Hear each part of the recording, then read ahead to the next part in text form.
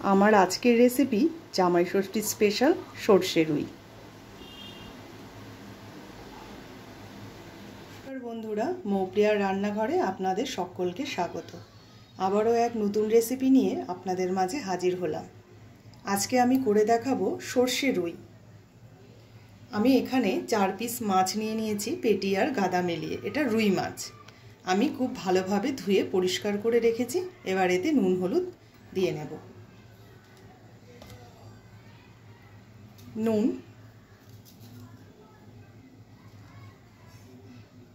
হলুদ গুঁড়ো,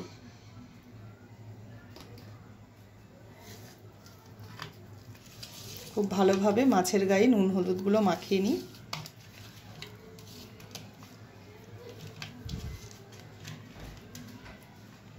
নুন হলুদ মাখানো মাছগুলোকে আমি 5 মিনিট রেখে দেব।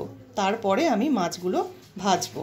এর ওপর দিয়ে আমি 1 চামচের মতো সরষের তেল দিয়ে নিচ্ছি। মশলা হিসেবে এখানে আমি সরষে নিয়ে নিয়েছি, কালো সরষে, সাদা সরষে। আমি একই পরিমাণে রেখেছি দুটো। আর নিয়ে নিলাম 4টের মতো কাঁচা লঙ্কা। এই 3টেকে আমি একসঙ্গে বেটে নেব। কড়াইটা আমি খুব ভালোভাবে গরম করে নিয়েছি। এবার এতে দিয়ে দিচ্ছি সরষের তেল। আমি সরষের তেলেই রান্নাটা করব। আর কড়াইটা আপনারা আগে খুব ভালো করে গরম করে নেবেন। যারা নতুন রান্না করছেন আমি তাদের উদ্দেশ্যেই বলছি, তাহলে কিন্তু তেলটা দেওয়ার পরে আর মাছ ভাঙার কিন্তু কোনো সম্ভাবনা থাকে না। এবারে একে একে আমি মাছগুলো এতে ছেড়ে দেব।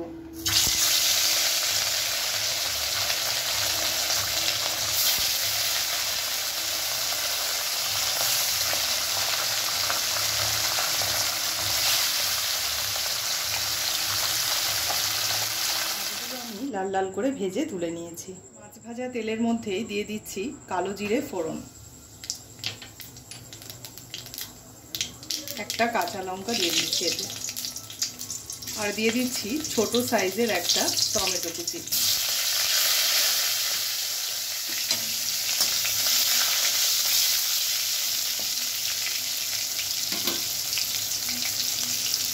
দেওয়ার পরে এতে আমি দিয়ে দিচ্ছি নুন, হলুদ গুঁড়ো,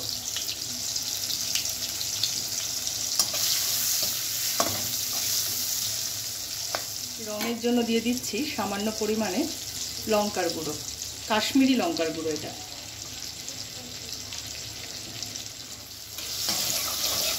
সর্ষে আর কাঁচা লঙ্কাটা আমি বেটে নিয়েছিলাম, সেটা আবার এখানে দিয়ে দিচ্ছি।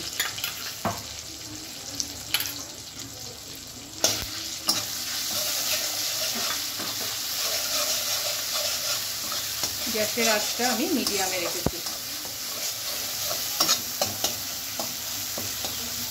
এরই সঙ্গে বাটি ধোয়া সামান্য পরিমাণে জল এতে দিয়ে দিলাম।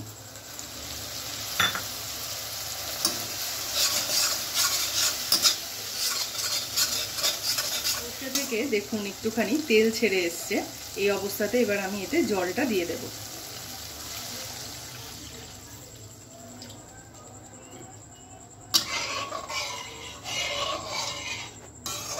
ঝোলটা আমার খুব ভালোভাবে ফুটে গেছে। এবার এতে আমি মাছগুলো ছেড়ে দেব।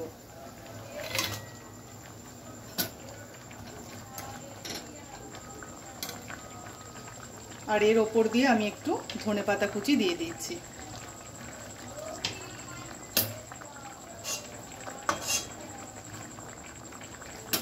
ঝোল কিন্তু আমার রেডি হয়ে গেছে। আমি গ্যাস বন্ধ করে দেব। আর যেহেতু এটা সর্ষের মাছ, সেহেতু ওপর দিয়ে আমি একটু কাঁচা তেল দিয়ে দিচ্ছি, সর্ষের তেল দিলে কিন্তু খেতে খুব ভালো লাগে, সামান্য পরিমাণে। এবার এটাকে আমি 5 মিনিটের জন্য ঢেকে রাখবো। আমার সর্ষে রুই একেবারেই তৈরি হয়ে গেছে। এই দেখুন, আমি একটু হালকা ঝোল রেখেছি। ভাত দিয়ে, গরম ভাতের সঙ্গে কিন্তু খেতে খুব ভালো লাগবে। আর আমার এই রান্নাটা কিন্তু খুব অল্প সময়ের মধ্যেই রেডি হয়ে গেছে। আর এটা কিন্তু খেতেও খুব ভালো লাগে। তো আপনারা চাইলে কিন্তু বাড়িতে অবশ্যই একবার ট্রাই করতে পারেন। আর যদি আমার ভিডিওটি ভালো লেগে থাকে তাহলে একটি লাইক করে দেবেন। আর চ্যানেলটি সাবস্ক্রাইব করা না থাকলে সকলের কাছে সাবস্ক্রাইবের অনুরোধ রইল। সকলে ভালো থাকবেন, পরিবারের সকলকে ভালো রাখবেন।